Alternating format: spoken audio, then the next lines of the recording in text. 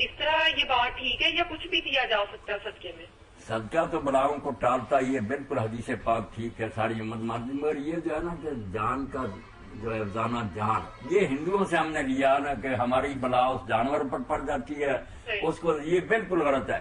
آپ اللہ کے راستے میں جو خرچ کریں گی نا، پیسے، دانے، کپڑا، جو بھی مناسب سمجھیں کسی کو دے دیں گی، وہ انشاءاللہ بہترین صدقہ ہوگا، بلاؤں کو رد کرے گا۔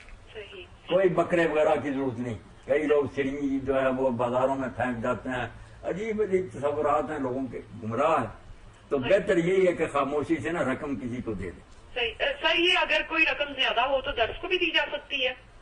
درس جو ہے نا وہاں بہت ان لوگوں کو فنڈ ملتے ہیں، ماشاءاللہ ہمارے لوگ کرتے ہیں، کرنی بھی چاہیے، مگر یہ سب کے جو ہے نا غریب مسکین بھی آپ کے ارد بہت ہوں گے، خاندان میں بھی ہوں گے کئی، تو ان کے بارے میں تو ضرور فرماتے ہیں نا اپنے خاندان کے لوگوں کو دے تو 2 ثواب ہو جاتے ہیں، غریب مسکین یتیم وغیرہ، ہاں ان کو دینا چاہیے، وہ رہ ہی جاتے ہیں۔ اپنے عزیز و اقارب میں کسی غریب کو دیکھیں اور اس کو دیں، زیادہ ثواب ہے، مولانا فرما رہے ہیں کہ دگنا اجر ملے گا انشاءاللہ۔ اچھا سر، میرا ایک اور سوال ہے کہ نا بچے پڑھنے کے لیے آتے ہیں یا ٹیوشن پڑھنے آتے ہیں یا ویسے قرآن پاک، تو 10 سال کے اوپر جو بچہ ہے کیا اس کو پڑھانا جائز ہے؟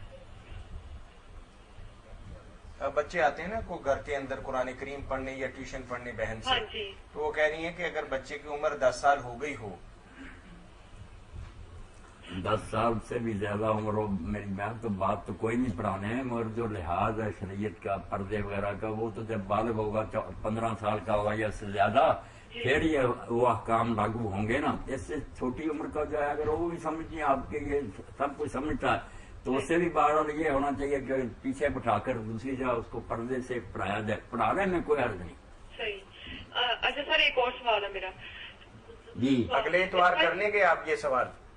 جی یہ آپ اگلے اتوار پہ اٹھا رکھیں گے یہ سوال جو اب آپ کے ذہن کے اندر ہے؟ سر آپ کی بڑی مہربانی ہے، بس آخری سوال ہے آپ سے کہ ثواب جو ہے نا، کہ جس طرح یعنی کہ ہم کہتے ہیں رسول پاک صلی اللہ علیہ وسلم کو پہنچے، پھر کہتے ہیں تبع تابعین کو پہنچے، تو اس طرح سے پھر کہتے ہیں مسلمان۔ آپ نے صحابہ کو کیوں نکال دیا درمیان سے؟ نہیں، میرا مطلب ساروں کو اس طرح ترتیب وار نا، کیا پہنچے؟ سواب پہنچے، تو اس طرح سے ٹھیک ہے یہ لمبی چوڑی جو ہے نا، پھر اس کی بجائے آپ جب پڑھتی ہیں نا اللہم اغفر للمؤمنین والمؤمنات، یہ تو اللہ کے رسول علیہ السلام نے خود بتایا نا کہ جو ایک مرتبہ یہ کہہ دے، وہ آدم علیہ السلام سے لے کر قیامت تک جو ہے ان سب کے لیے دعا بھی ہوگی، اور ان کی گنتی کے برابر اللہ اس کے نامہ اعمال میں نیکیاں لکھ لیتا ہے۔ سر دوبارہ یہ آیت ریپیٹ کر دیں پلیز۔ اللہم اغفر للمؤمنین والمؤمنات، یہ سادہ سا جملہ حضور کا سکھایا، سب کو ثواب پہنچ گیا۔ اللہ سارے ایمان والے مردوں اور سارے ایمان والی عورتوں کو بخش دے،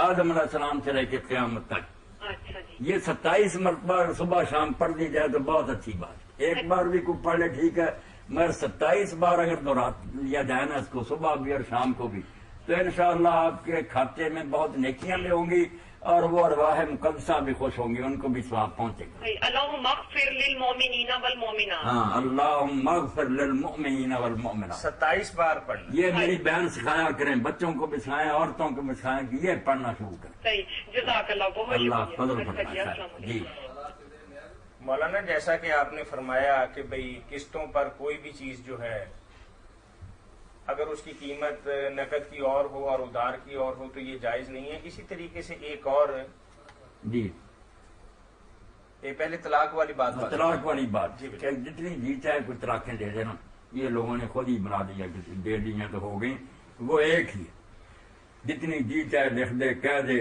ایک وقت میں ایک طلاق۔ اس لیے اگر 3 حیض نہیں گزرے وہ رجوع کر لے، اتنا ہی کہہ دے کہ میں نے طلاق واپس لے لیے، گھر میں آباد کرے، 2 آدمیوں کو گواہ بنا لے کہ میں نے طلاق ختم کر دیے، وہ نکاح اس کا برقرار ہے، مگر ایک فائر ہو گیا، ایک اختیار جو تھا نا اس کا وہ استعمال ہو گیا، 2 باقی رہ گیا۔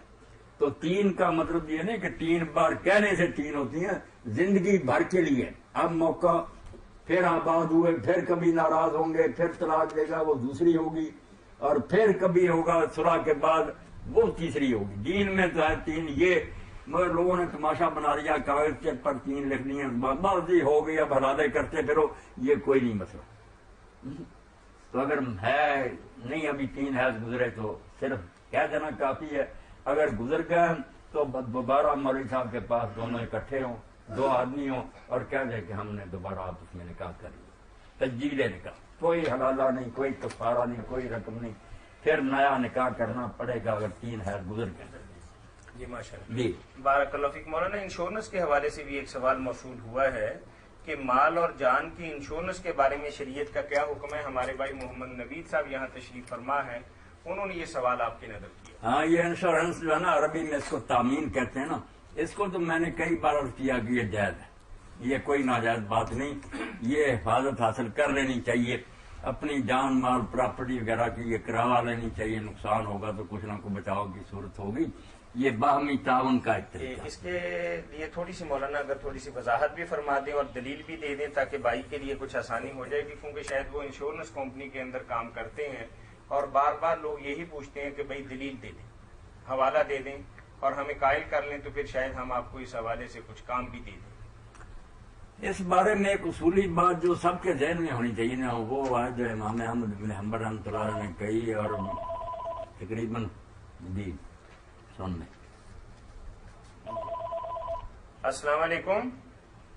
वालेकुम वरहमतुल्लाहि वबरकातुहू। माशाअल्लाह, सूबा सिंध की बहुत देर के बाद आज बारी आई है। नहीं, मैंने बहुत देर किया है, अभी उठाया नहीं कॉल से। अच्छा ठीक है, करें बात मेरे भाई। फरमाइए, पूछिए सवाल, क्या पूछेंगे मौलाना से? मेरा ये सवाल है, हाँ हाँ हमारे जिंदगी के अंदर जो है एक आदमी हाँ हाँ कमीशन पर जो कमीशन लेता है, ये इस्लाम के अंदर जायज है या नहीं? कमीशन जो है, जी हाँ, तो कमीशन क्यों नहीं जायज इस्लाम में? अगर एक आदमी किसी सिलसिले में आपकी रहनुमाई करता है और एक तयशुदा असूल है दुनिया के अंदर कि 1% या 2% ये एक चीज बेचने खरीदने के अंदर 1000 या 500 रुपया लेगा, यही कमीशन का सवाल है ना आपका? नहीं, यही बता रहा है ना। हाँ हाँ मौलाना जवाब दे रही हूँ जी कमीशन के हवाले से भाई। आज कमीशन एजेंट्स बने हुए हैं ना कि गाहक भी उनके पास जाते हैं कि मैंने ये चीज खरीदनी है, उधर जिनने बेचनी होती है वो भी उन्हें इतला दे देते हैं, तो फिर वो एक दूसरे को मिला देते हैं, उनको खबर दे देते हैं कि भाई हाँ फलां के पास ये सौदा है। तो ये तो कारोबार अब बहुत तरक्की कर गया और बड़ा अच्छा है कि लोग कहाँ बेचारे ढूंढते फिरे कि कौन बेचता ये कौन खरीदता।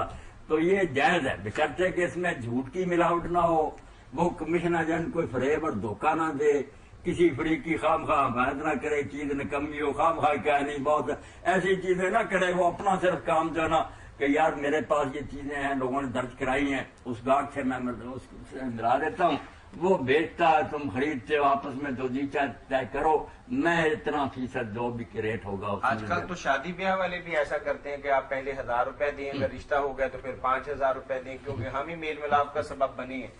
वो भी अच्छी बात है, कोई बात नहीं यार, वो भी चीज बहुत मुसीबत बन गई ना, तो अगर कोई मदद सिलसिले में करता तो करे, मगर ये शादियां कराने वाले भी बहुत झूठे हो गए, बिल्कुल अनपढ़ लड़के होते हैं, कोई उनका मकान नहीं होता, झूठ बोलते हैं, उनकी जाती कोठी है, उनके पास गाड़ी है, बाद में गलत निकल, ऐसे ना फरेब करें तो फिर तो अच्छी बात है कि कोई मिला देता है तो अच्छा।